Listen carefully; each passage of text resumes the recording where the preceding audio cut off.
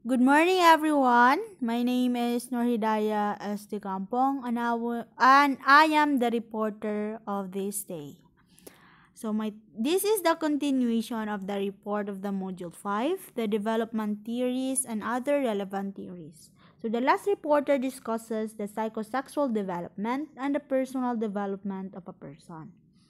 So, before I start my discussions, let me give you a little recap of the discussion of the development and how does it related to my topic.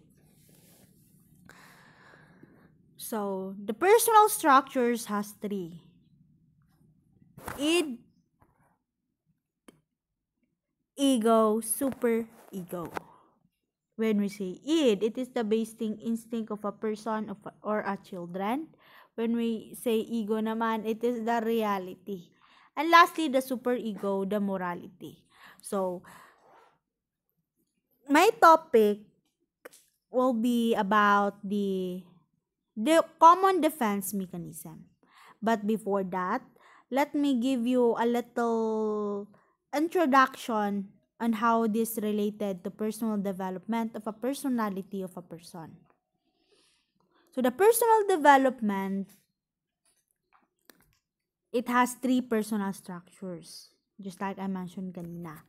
So, as a person or as an individual, we everyone, when we are trying to explain the personality of a person, ginagawan natin ng point of reference is yung nakaraan, especially in children or shameful experiences, traumatic experiences. We try to differentiate the behavior of the past or the present. Example nito is pag may kaibigan kayo or kilala kayong manloloko, 'di ba pag sinasabi natin, bakit kaya siya ganyan? Bakit ganyan yung ugali niyan?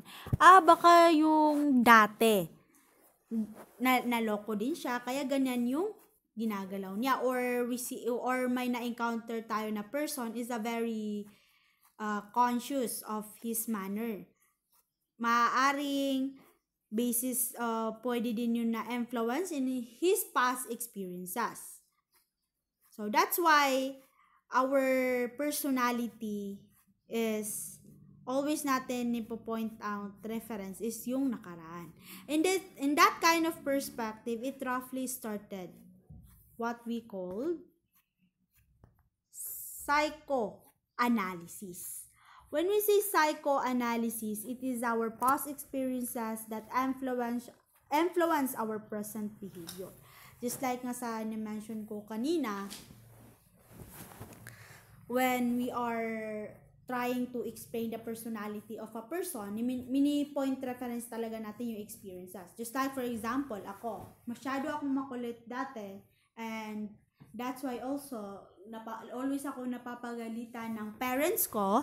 And when I am now young and I am now in college, I am very conscious of my personality because nga dahil sa mga paano ko dinisiplina ng parents ko, kung gaano akong katakot na gawin ulit yon, is na-adapt ko siya or ginagawa ko pa rin yung personality because it influenced my present behavior.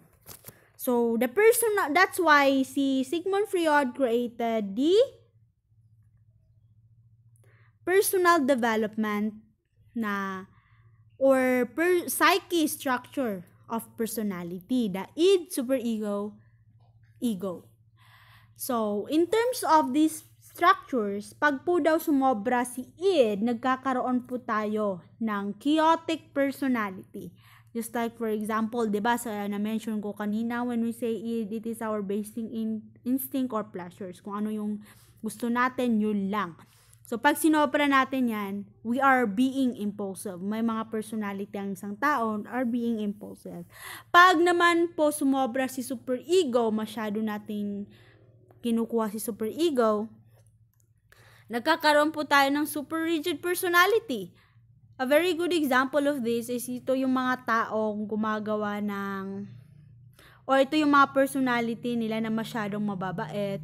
Di ba pag sinabi natin superego, it is our morality, basis on a morality, we know what is right and wrong. So, pag masyado po natin itong pinapairal si superego without considering the ego, inaabuso ka ng mga tao. Pag po sumobra po silang dalawa, malaking influence po ito ng personality ng isang tao. But according to Sigmund Freud, through our life, lagi po talaga yan nangyayari sa buhay natin. Kaya po, si ego, siya po yung nagre-resolve. O when the id and superego ay nagka-problema, or it would conflict or manifest, it would manifest an anxiety. Kaya po, ang response po always ni ego is the defense mechanism that will be discussed later on. So, when we say defense mechanism, it is our brain way of keeping us safe from fully aware of unpleasant thoughts and feelings. Kasi pag nagkakaroon po tayo ng anxiety, mahirap po yan i-handle. So, that's why po, si command mechanism, he would suggest or he would create a common defense mechanism na ginagawa natin. Just to create or to protect our brain or emotions in a certain situation.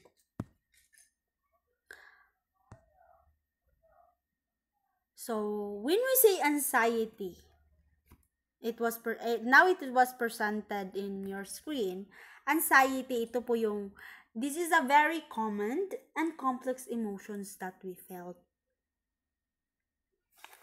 Diba? And that would be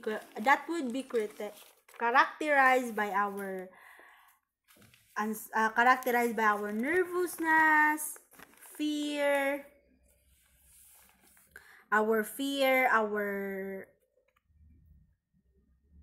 we are being complicated to something.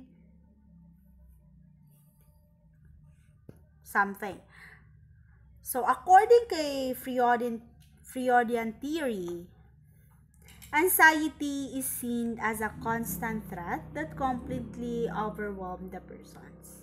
And of course, we have the reasons to feel anxious, just such as facing difficulty or dangerous situations that we are not expecting. Nagkakaroon our mind or our brain would react of anxiety. Tulad po ng problema sa bahay o yung parents mo nagkasakit.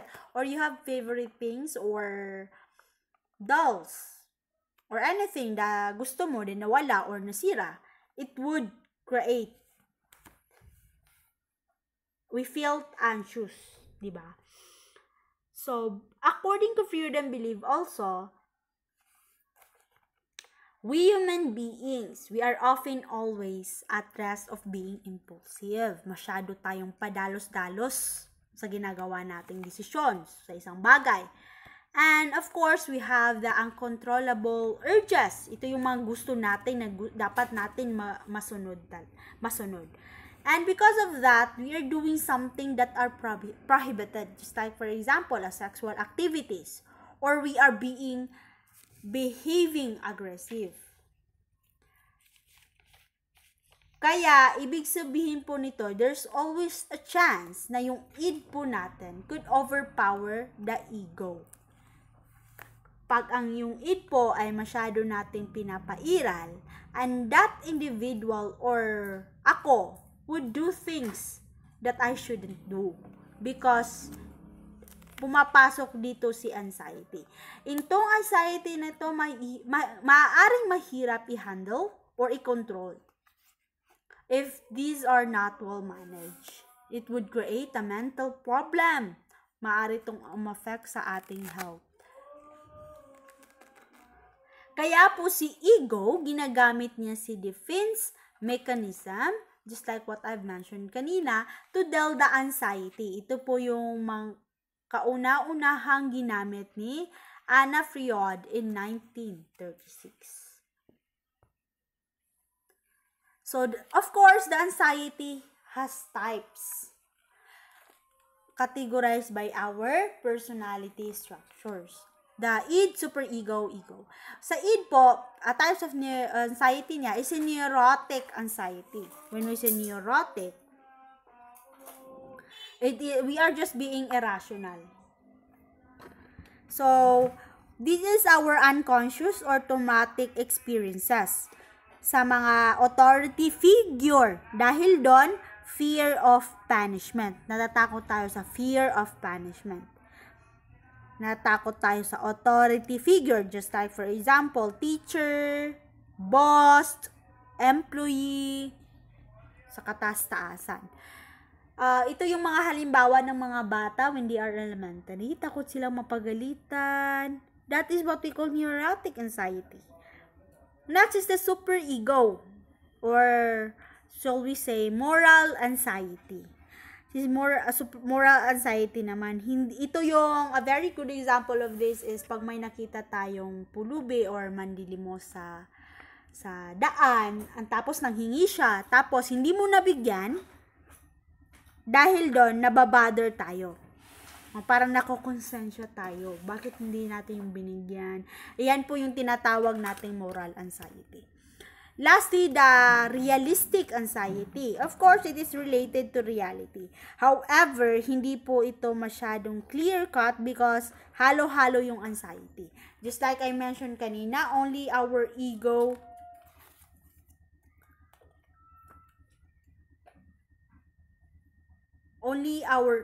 would response, no? Siya lang po talaga ang makakatulong. So, while the different psychoanalytic thinkers suggested the different numbers of defense mechanism. These are the following most listed, presented, commonly recognized. They are prevented roughly in the order developed. Ang pinakauna-una po dito is C, repression.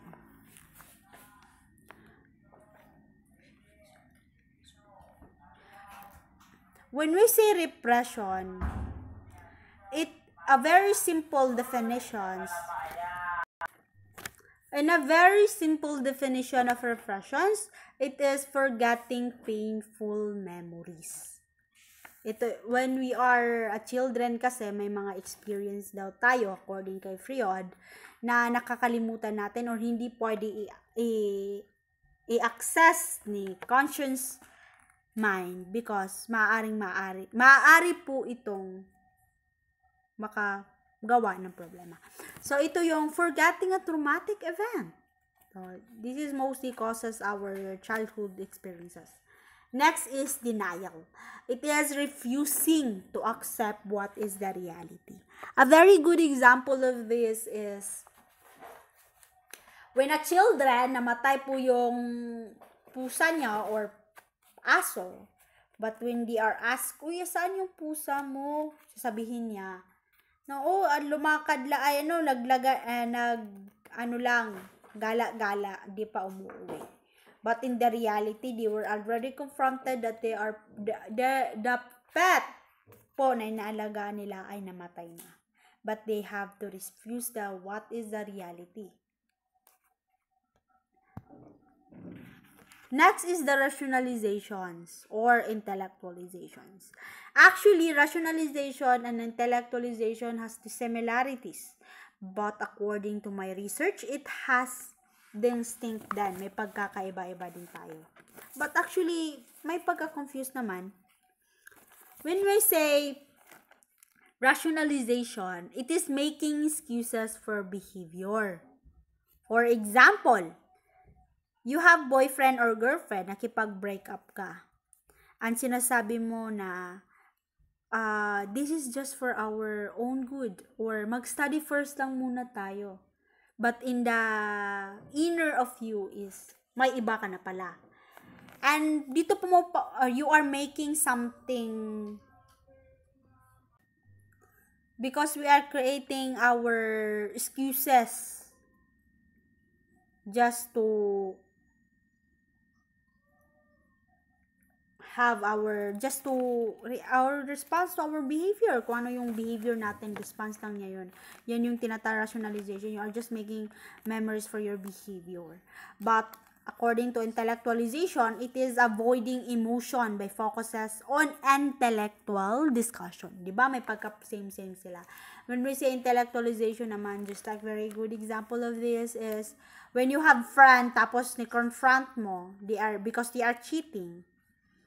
And when you are confronted them, they started discussing their excuse or sinasabi nila na, because of societal pressures that lead me to cheat, or yung relasyon namin is masyado nang malabo, kaya at hiwalay na din kami. He would create an intellectual discussions instead to take the responsibility of their actions. They're diverting their attention to theoretical aspect. We are avoiding feelings of guilt or shame. That's why may pagka-similarity sila. A good example of intellectualization also when pag namatayan po, just a very good example is my kapitbahay is na may namatayan, tapos ibinalita sa kanya din. Mas inuna niya na, uy, namatay yung pinsan mo siya. Hala, imbis po na umiyak ka, you would respond saying na, oh my God, malaki yung gasto, yung burol, yung ganyan. Imbes na umiyak ka or magluksa ka, yun yung ginawa mo as a theoretical aspects. Yan po yung tinatawag natin intellectualizations. So, last to reaction formation. When we say reaction formation, it is showing opposite feelings. Just like a very good example of this is when pag ako, may crush ako, and then pag alam din ng mga friend ko din, pag nakita namin siya sa isang room, tapos sinasabi, yung crush mo, no, hindi ko yung crush. I would deny my feelings. No, never ko yung nag-crush. Ang pangit-pangit kaya niya. He is not my type. Yun yung mostly we create our excuses, or we are denying our opposite feelings. Next is the displacement. Venting anger on a severe target. Ito yung pag ako, pinagalitan ako ng parents ko, and when we have yung galit ko, or dahil hindi ko maiano sa parents ko, is I would create out yung galit ko is binubuntong ko sa kaibigan ko, kapatid ko. Yan po yung tinatawag nating displacement.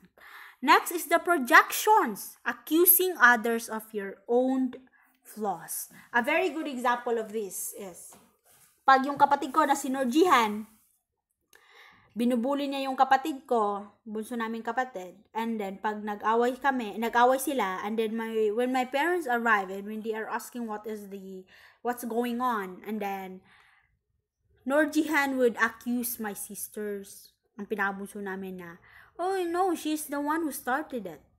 No, you are accusing her for your own flaws. Yan po yun, projections. Next is the negation. Negation is claiming the opposite of what you want. Diba? When you have, or in a classroom, sinasabi mo na, si mom kasi a very polite, tapos hindi ka niya napapansin. And because of that, you would say na, hindi ko naman kailangan ng attention. I don't care about the attention. But in the inner of you, gusto mo naman talaga. Gusto mo magkaroon ng attention, gusto mo mapansin. You are just saying your opposite of what you wanted. Next is the identification. This identification, it is we have to be conscious of this kasi dapat din ito ina-apply as a parents because it mostly started during our childhood. Tulad po ng parents, tapos pag nag-aaway sila mag-partner, and then when the children, nakita niya kung gaano ka sumigaw, or because yan na yung behavior mo, sumisigaw-sigaw ka na, lagi kang nagbumura, and your children, yung anak mo, is gagayahin niya yan. And yung nagaya niya, ina-apply niya po sa iba. That's why as a parent, when you become a parent someday, you have to be conscious on your actions, especially when your children is at home or just seeing you, because you are a mother or a parent, a role model. Because our learnings always started at home. Kung ano yung nakikita ng bata, yun ang gagawin niya. Lastly, the sublimation. When we say sublimation, it is channeling unwanted impulses into positive activities. Of course, the definition that I've always mentioned, of course, the definition have been provided in the screen. So, this is just a very simple term just for you to understand clearly. So, sublimation, channeling unwanted impulsive into positive activity. Just like, for example, galit ka sa isang tao, pero hindi mo yon ginagawa or hindi mo siya pinapagalitan, yung personal tao na galit ka, hindi mo siya sinasabunutan. You are just making something into a positive. Just like for example, galit ako sa friend ko, and then because of that, imbes na pagalitan ko din siya or sabunutong ko siya or suntukin ko siya, susulat na lang ako sa diary ko, doon ko isusulat yung galit ko, or tatakbo ako, or I just have to listen music or create a songs na doon ko ipinapalabas yung emotion ko. Yan po yung tinatawag nating sublimations. But of course, additionally, a very simple add informations about the defense mechanism. I just wanted to add something based on what I've searched. Is according kay Freud, I would just want to add something. Yung compensation, it is also what we call defense mechanism, though it is not provided in my PPT or the handouts. Compensations is ito po yung mga perceived flaws po natin or weakness. By instead of emphasizing po yung strength natin, mas ini-emphasize po natin yung weakness.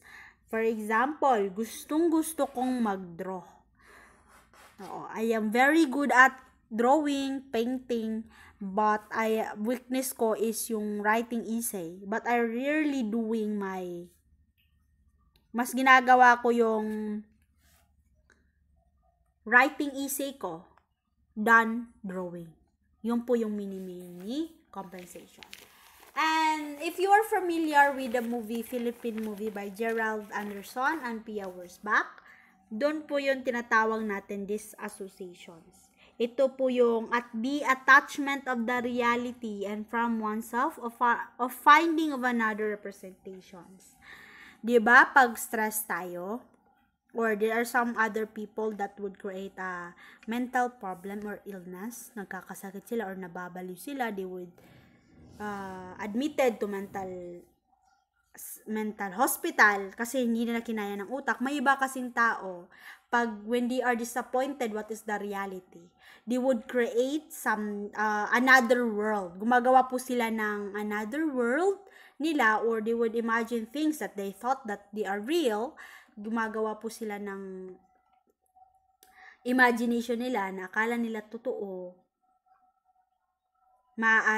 dahil sa stress or conflict na nangyayari. Ginagamit po nila si dissociation as a defense mechanism. just to live in their own world.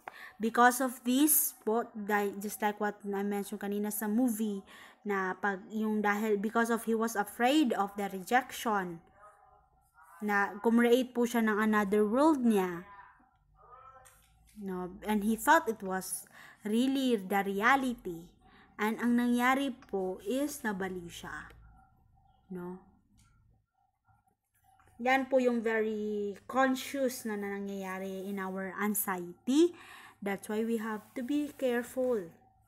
So, it is very important for us to know the different defense mechanism, for us to be aware kung ano yung ginagamit natin, kung ano yung dapat i-prevent in doing or creating, or we have to handle by handling our anxiety reaction into our minds. So my last discussion is the topographical model Freud's view of a human mind, the mental iceberg. So this is the illustrations that I will be discussing mamaya.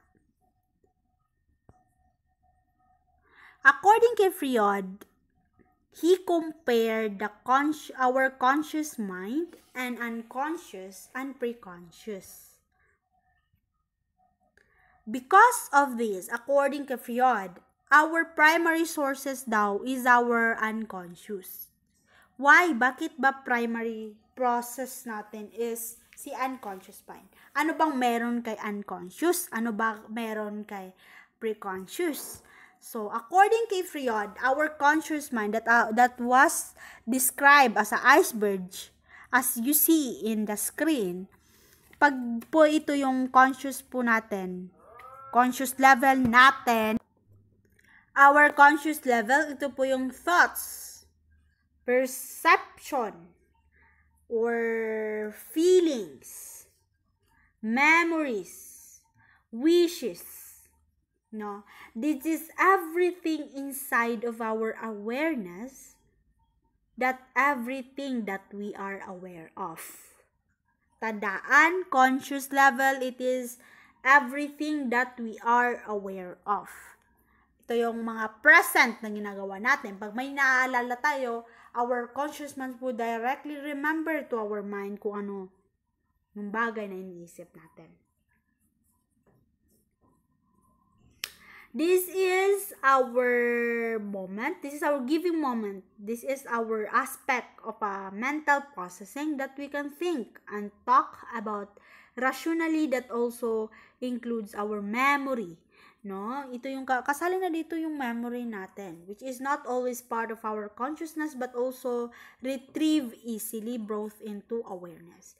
Yung memory man natin, hindi man siya kasali sa conscious level according to Freud, no, but it would actually retrieve easily. Maaari siyang ma-access agad ni conscious. When we say pre-conscious level naman, it is our things that we are thinking of at the moment, or which we easily draw in the conscious awareness if needed. If it is about anything that could potentially be brought into the conscious going. Ito po yung mga memories, stored knowledge. Ito yung hindi man siya sa conscious level, pero madali siyang ma-access ni conscious level. Kumbaga, nandito din si memories actually. Yes, just like I mentioned kanina, si preconscious level, pag may hindi man natin siya nasa present or nasa utak na natin, but when we are trying to remember things, then yung memory, it would easily access to our conscious level. Next is our unconscious level. When we say unconscious level, ito po yung mga hindi natin. These are the things we don't recognize in a conscious level. No, ito yung mga hindi natin alam, or kumbaga kung nakikita natin sa defense mechanism in a unconscious level, ito yung repressions.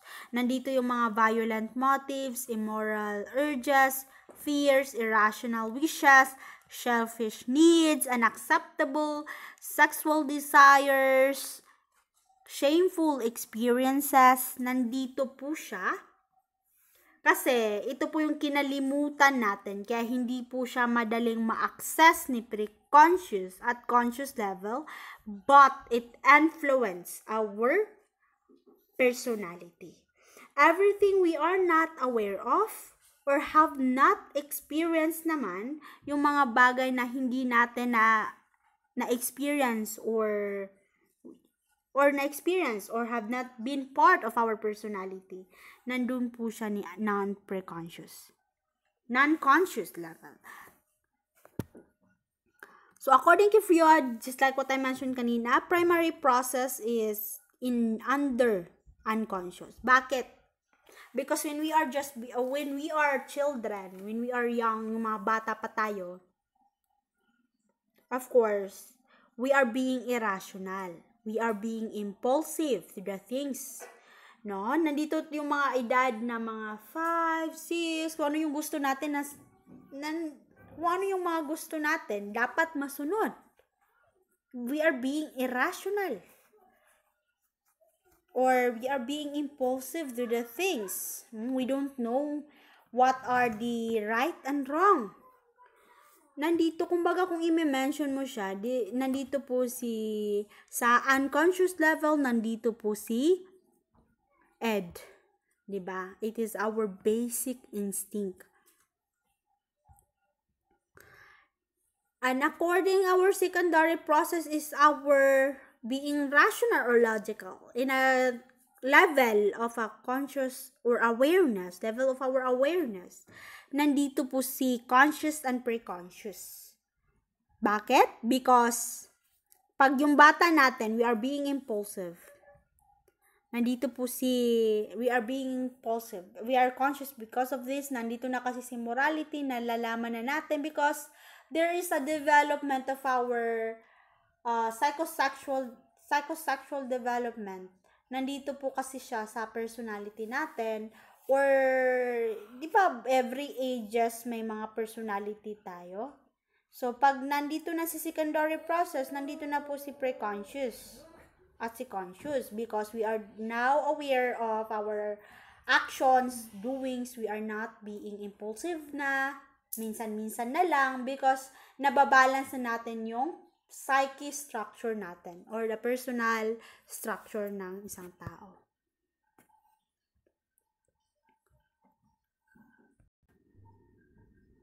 So, just like what I've mentioned in a very first definition, psychoanalysis, ito po yung si Freud, have to work with patient who had psychological problem, tulad po ng anxiety and neurosis. Tinutulungan po niya. Because our psychoanalysis, our past experiences influence our personality, kaya ginagamitan po niya ng free associations. Ito yung patient would talk freely about their thoughts and feelings, and only Freud would listen for clues about their unconscious conflict. Kasi 'di ba our personality minsan hindi natin maintindihan kung saan nagmula, kung ano yung traumatic experiences natin. So si Freud po, ginawa po yung free associations. Yung patient, sinasabi niya po kung anong sabihin niya. And because of what he was saying or the ideas or the feelings he want to express, si Freud po na nakikinig po siya at inaalam niya kung ano yung problema, kung ano yung clue about his unconscious conflict. Yung si unconscious conflict, 'di ba? Dito po yung ano yung katatakot niya, yung traumatic experience niya, and why that persons behave like that. Inaalam niya kung ano yung problema. And of course, he was trying to understand what was going on his beneath. And of course, sabi din niya, ginamit din niya yung dream analysis. No? Kasi naniniwala si Freud, through our dream analysis daw, according kay Freud, dahil daw sa mga panaginip ng isang tao or mga fantasies na nais nilang matupad or sa paraan ng pagpapanaginip, doon po daw nalalaman because it revealed our hidden conflicts. No? Freud thought that our dreams and fantasy could give us clue about what's going on in our unconscious mind. Freud would work with patients to understand and reframe their conflicts in a more positive way. So, according to him, therapist, patients, collaboration ang pinaka-importante. Nang sa ganon ay mas maintindihan kung ano yung dahilan kung bakit yung mga tao nagkakaroon ng anxiety, kung ano yung mga conflict na nararamdaman nila. Dahil Freud psychoanalysis, di ba, yung psychoanalysis ni Freud, doon po daw nakafocus yung mga unconscious conflict natin. Sa paraan ng free associations and dream analysis, we could resolve the conflict through to alleviate our psychological distress. In a very simple words, our unconscious mind plays a big role in shaping our thoughts and behavior. By exploring our unconscious, we can gain a better understanding of ourselves and find ways to overcome our problem. So, maiintindihan natin kung ano yung mga dahilan at mabigyan tayo ng sapat na kaalaman tungkol dito. And that's the end of my report. Thank you for listening. Wishing you a safety and peace today. Once again, good morning and thank you.